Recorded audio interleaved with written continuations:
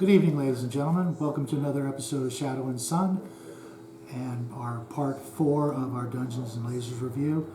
Tonight I'm going to be showing you some tips to get through what I think was one of the hardest parts of painting this whole project. That's the bookshelves.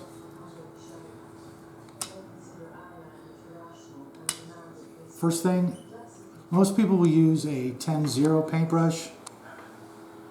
That's normally the smallest you can find. It's got a nice fine tip. However, if I can get the cap back on there, I can't see what I'm doing from over here.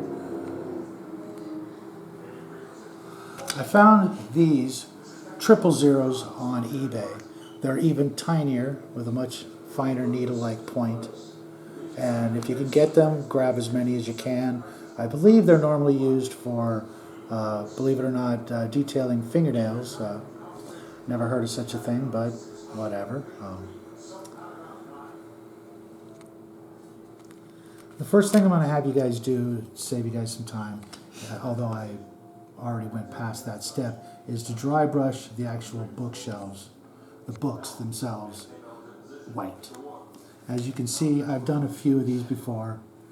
These are lead, old school lead miniatures of bookshelves, and I've learned a few things since then.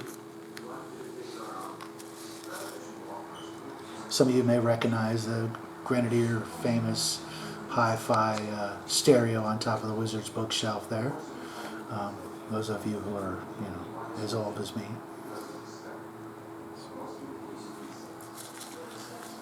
After you've dry brushed the actual books themselves white, I went over and gave several of them the gold stripe here that a lot of books have. One thing that'll save you a lot of time, help you out a lot, is to make like a set of reference books, encyclopedias, what have you. This will help you knock out a huge part of the entire project, since there's 6 of these individual wall sections. After I did the gold, I went and did some silver just to break up the monotony.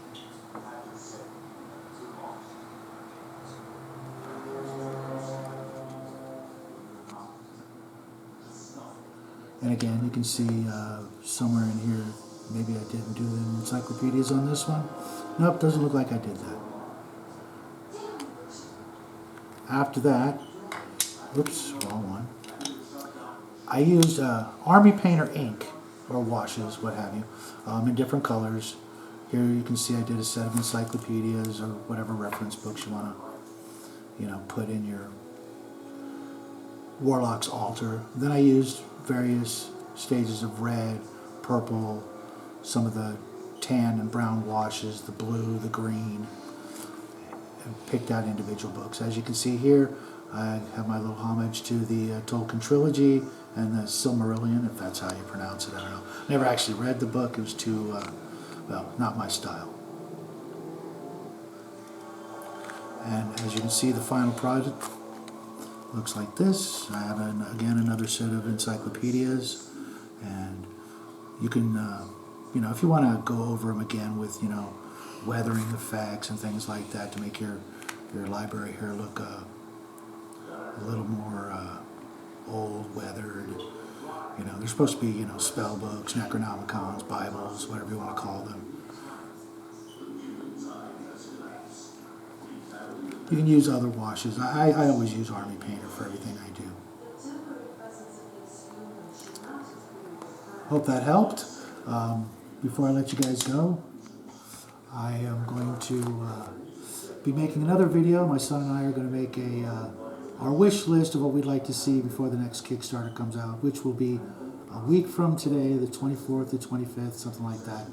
And we're going to compile a wish list of all the pieces we'd like to see added to the Kickstarter if possible, or some of their aftermarket abilities, like I said in the last video, I think it was. More wood floors, more doors, things like that. I'd like you guys to leave a comment of anything you'd like to see in the next Kickstarter, or even Kickstarter number 3, which should obviously be about 2 years from now. Leave whatever your suggestions are in the comment section, and that will be out Thursday evening, I believe. Until then, have a great week.